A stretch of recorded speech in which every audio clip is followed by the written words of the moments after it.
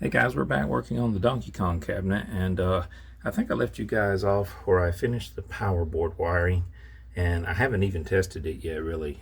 Ended up not messing with it over the weekend, and well, after Saturday. But I'm going to go ahead and finish a few connections that need to be made. We've got the JAMMA harness, which needs the video connections connected back to something, and we've got all our wires there. And we need to get those stripped off. We'll even them up and strip them off, or either stagger them. I'm not sure yet, but we've got to do the same to the other side, which goes to the video connector that plugs into the monitor chassis. So got to do the same thing with that. And I think this harness has the extra yellow wire. I'm trying to remember if that's horizontal or vertical sync. They're both positive sync, but I can't remember which is which. This is probably vertical. Don't know if my memory's correct on that. But the one coming off of the JAMMA harness is white. And I think horizontal positive sync is the one that you usually use. And I may be completely wrong about that. If so, I'll correct it with a little pop-up that's right here. Okay, well, we're going to continue on. And not only are we going to do that, we've got to mount the 60-in-1 board. That's the ever popular 60-in-1 board that's freaking everywhere. And I know the emulation's not perfect on it, but they're cheap. And I want to get the cab running for now to kind of test the monitor out more than anything. And then we got the remote board for the monitor. And I've got to figure out a way to mount it. Kind of wish the screen printing was the other way. It's like this. Which actually I guess it makes sense in some cabinets because the cable will drop down into the bottom of the cabinet when you mount this up where people can read it. But in my case, I don't really have anywhere to mount this. I don't want to mount it on the inside of the control panel because with the Donkey Kong, the control panel is such a lightweight board. It doesn't weigh anything.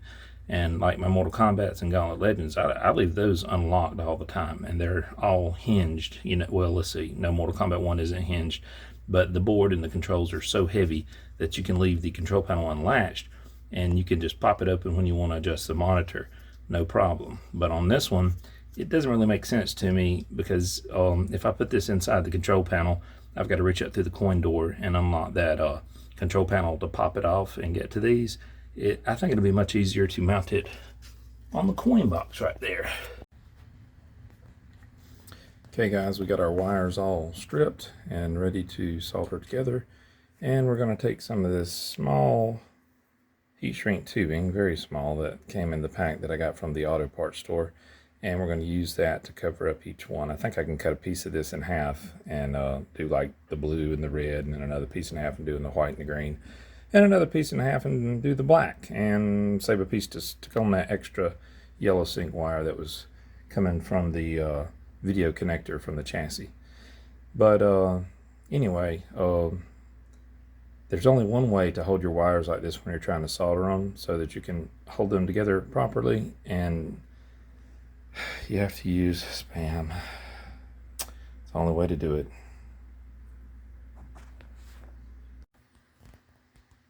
Okay guys, this is what I'm doing one at a time. You see the black wire has already been soldered together.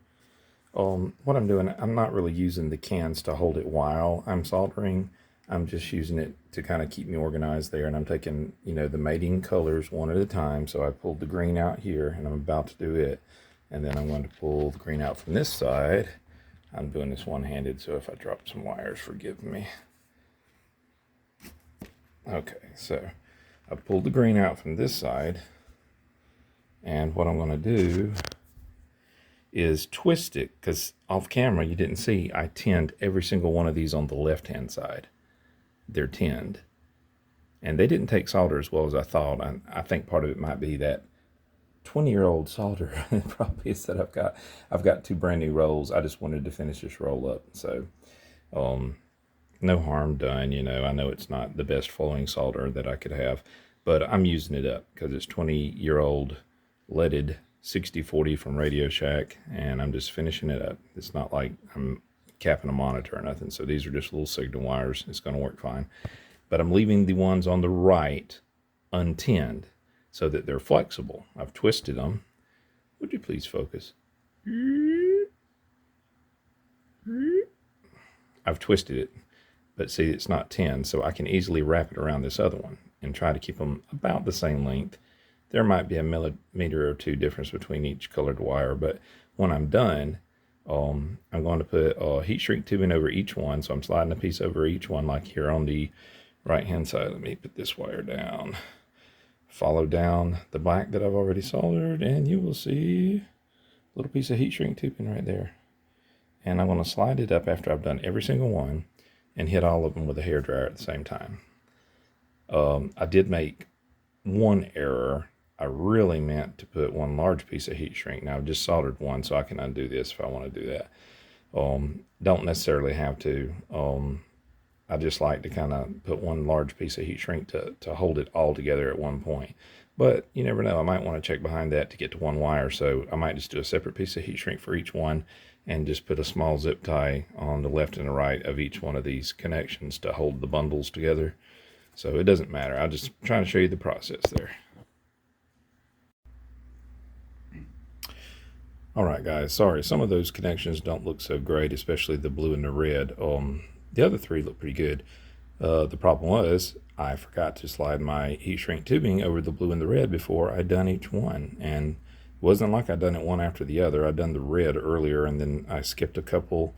You know, I'd done a couple right, and then I forgot the very last piece of heat shrink tubing. Because if you don't slide them over your wire down here before you solder them together, I still haven't found a way to get the heat shrink tubing on something that's connected to a different item at each end. If you can figure out that, let me know. I'd like to know. But anyway, they're connected and they're twisted. It was just hard to do the red and the blue over again because when you twist them and one of them is bare, you can do it easy.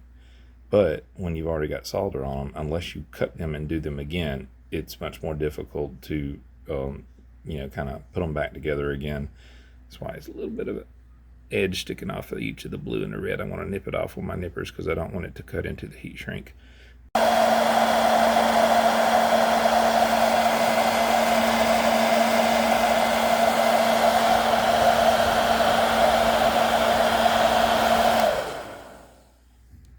Let's see how those turned out. Might have to separate them a little and do it again.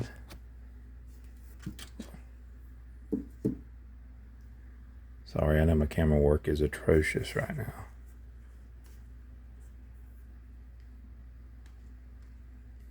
I think they might have all shrunk up. A couple of them stuck together. Guess I've never done it with a bunch of them close together like that. It looks like it all worked. Let me look at this yellow one again. I just wanted to, I had stripped the end in case I was wrong about the sink.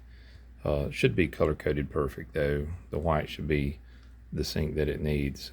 I just can't remember the vertical horizontal sink. I know it only needs one probably. I just wanted to cover that up because I did strip it a little bit. I just wanted to put that on the end. Ooh, almost didn't even cover it. But anyway, I think they all worked out okay.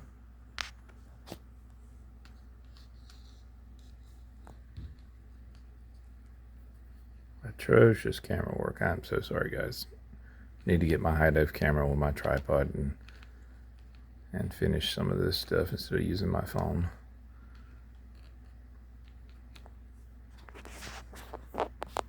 My video connector for this monitor chassis is set up with positive sync for the yellow and white wires. And I was talking about that earlier, and I think just seeing this kind of confused me because I do have to look almost every time I go back to hook up a new monitor or have a video connector coming out of a cabinet that I'm not familiar with, and I have to refresh my memory because you can get confused with these sync wires.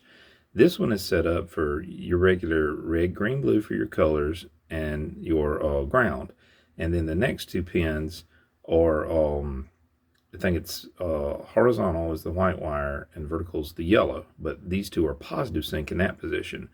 And then you skip a space, and this is one connector, but a lot of monitors will have a secondary small connector with 3 pins on it at the very end there. And to use that, which is what I'm going to move these two wire connectors here, or connections to move into, you, let's see, I think the one right above my thumb, it would be another ground, which you can use either one of the grounds, the one I showed you a minute ago where this ground wire is, or that one there right above my thumb. And then the next position, I think, is your vertical negative composite sink. So negative vertical composite, I guess you would say. And then the last one is negative horizontal composite. And that's where you want your white wire to go. And I think most current boards out of the last 10 years or so, and that are of the JAMMA standard, will run with just one wire. So it'd be like the white wire in this very last position, which would be negative horizontal composite. And some people have certain board sets, or there are particular monitors where you have to connect these last two together. You can loop them together, connect them together, or in this cabinet I have two wires, and I didn't use the yellow, so in the middle of this new loom of wires I kind of just created, I could take and mate the yellow and the white together. But from what I hear, you usually don't have to do that. You only do that if you can't get it to sync. So you want to just take advantage of your white wire. But I'm going to pull, since these pins can pop right out and slide in those positions, I'm going to pull those out and put them in that, because I think that's more the standard. And I just use my tweezers to press down on that, and you see how this pin's coming out? And just be gentle, don't abuse them. See, it pulls right out. And there's a little barb, if you can see. I see these pins look funny, but you see on the back of this, see if I can get the camera right. I want to turn it sideways. It's very hard to see, but there's a little barb. You can see it facing the camera on that piece of metal, on that pin. That little barb is what locks this in place. And you have to have that facing up towards you. Now guys, I tried to get on camera me taking one of those out, and it's just very hard to do when one hand's on a camera and you're trying to do it one-handed.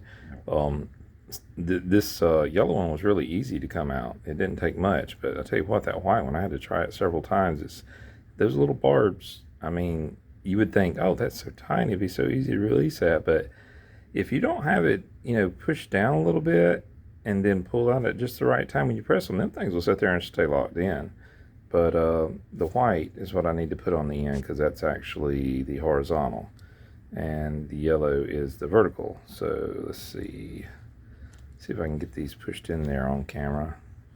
And like I say, you got to have the barb up towards these slots. See, on the back side there are no slots, and you can look down in there and kind of see. It's a little difficult, but that's the flat edge of the pin that makes contact. Well, let's say connector that makes contact with the pins coming out of the PCB. That's the mating part. So we want to try to get, we'll just slide the yellow one in there first. If I can keep it on camera, get in the right hole, not that one. There we go. And I've got a wire tie or zip tie on there, so it's kind of keeping me from pushing this as easy as I want. But see, there you go. You see, we're pushing it in, and the barb's on the back. And you might hear a little click if I'm quiet.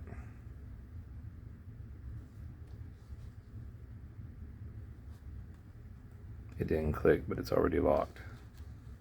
Yeah. No? Oh, it's just not locked in. I thought it locked.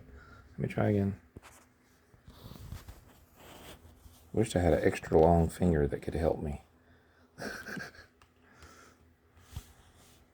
I'm wanting to reach down with my hand so bad. I can't hold this camera and do this stuff hardly. I felt it pop, so it did click.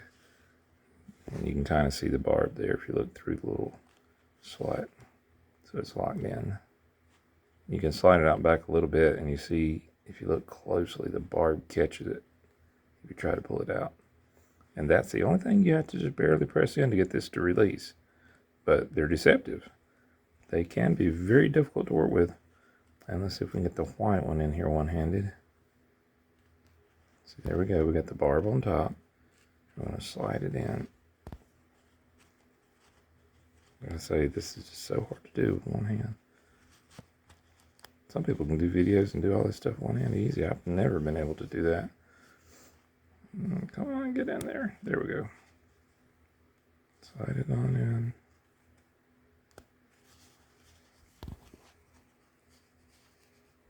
Yeah, the wire's a little tight because of my zip tie there. It's making it a little difficult.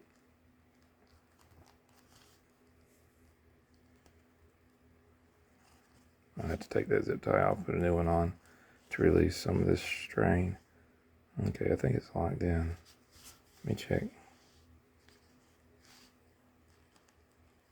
Are you locked? Yep. Locked in. So both of them are locked, and so now they're in their new position.